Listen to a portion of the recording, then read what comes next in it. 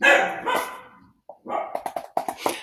hello. It is October, and in South Texas, we are really thrilled for the upcoming cool weather. We just don't know exactly how soon it will get here. But hey, it's fall, and it's just the best time of the year. At least we have college football, right? So here we go. I've got new books for you this month.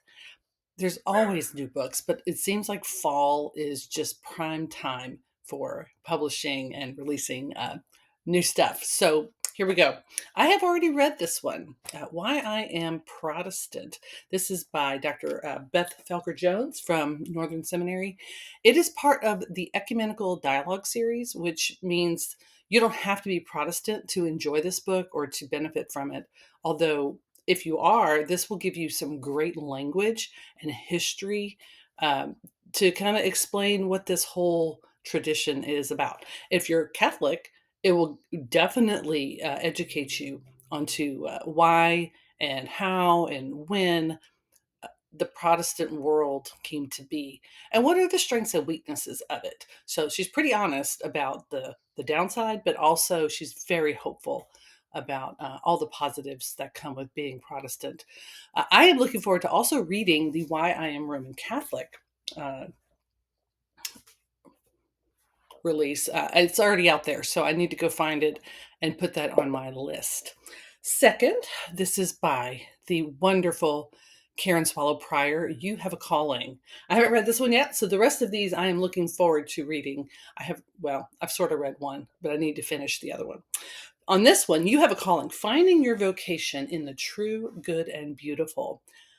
I'm looking forward to this one because calling is such a word that people throw around a lot and don't necessarily have a firm definition. And so she's going to address that, right?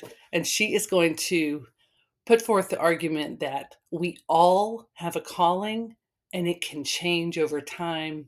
And it doesn't matter, it doesn't require a title or a position, but it's in what we're doing and why we're doing it. So check it out. She's a beautiful writer, and it's a small book, but it's got a lot of great stuff. I've heard her on podcast. You can just kind of Google her name, look for her. She's talking about it at various places. You'll get a great idea of what you're going to have to look forward to. Next, this one does not come out until the end of the month, so I have an advanced copy, and I am going to jump into this in the next week or so.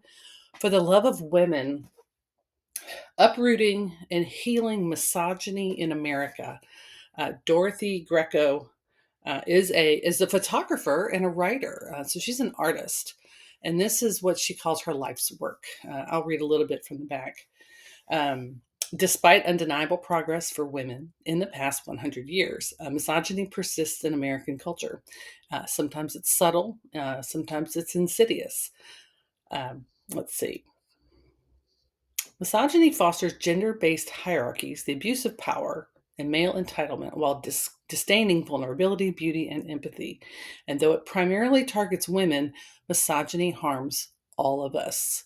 So this one might be difficult to read, but it's going to be well worth the work. And I appreciate Dorothy's heart and her desire to right wrongs and to seek justice. Misogyny hurts everybody. She's absolutely correct. So I'll let you know how that one goes. But I encourage you to look for that, pre-order it anytime this month, and it will be sent to you. I believe it's right at the end, October 30th. So let's talk about that one. All right. So this one I have read parts of it. Ask of Old Paths. This one looks at the medieval world of the virtues, and we've all heard of the vices and the virtues, right? But she wants to explore uh, the language of history is sometimes, most of the time, better than the language we have now when it comes to what is good and wholesome and beneficial to us in our inner lives, right? So history has a lot to offer. I will beat that drum all day long, right? History major here. And anytime we can look to the past and seek the wisdom from then, we can always benefit now. So sometimes it's the mistakes they made, but sometimes It's the good stuff that they had that we just need to remember and reclaim. And so, yeah, so she's looking at the medieval world, medieval virtues and vices for a whole and holy life. So, what I have read so far, I love, and I'm looking forward to the rest. Yeah, okay. All right, and I have two more. So, this one's a little bit more. Last month, I only had three. This time, I think I have six. Becoming God's Family by Carmen Imes. She is one of my favorite theologian writers right now. This is the third in her I think it's a trilogy. She might have more, but right now it's a great trilogy. Let's see. I'm going to butcher it, right? Bearing God's name, being God's image, and now becoming God's family. Why the church still matters. And I'm looking forward to it. I've only read bits and pieces of it so far, but it's her love letter to the church. And she's talking about why we can say we love Jesus, but if we're not in the community of God's people, we are really missing out. And so she's going to put forth some arguments on what is the church? Why is it important? And she really, because I have read first three chapters. She's taking us through the entire Bible to show us the people of God and how God works through the people corporately to minister to us individually and through us corporately to minister to the world. So you're going to get a whole story of scripture as well. So fascinating. She does it in a very readable manner. She may be a theologian, but she knows how to write for the everyday person. So you're not going to get bombarded by all the big words or anything. So check that out. Is it out now? I think it's out now. So grab a copy. All right, last. This one might be a little more niche, but my professor and friend, Dr. Lynn Cohick, has a new book out called Preaching Ephesians. Okay, so this is for all you teachers out there, preachers and teachers, whatever. Ephesians is kind of her specialty book. She's written commentaries, both very long and detailed, and also shorter and more for the broader audience. So she's really an expert in the backgrounds of the first century and the early church.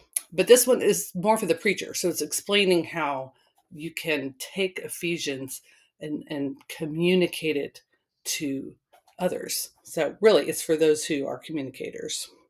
Anyway, I'm looking forward to looking through this one. I don't know when I'm going to be teaching through Ephesians, but I will have this resource ready to go. So there's some recommendations. I will put some links in the notes below and hope that some of these really pique your interest and you will have some great reading in the month ahead. All right, we'll talk to y'all soon.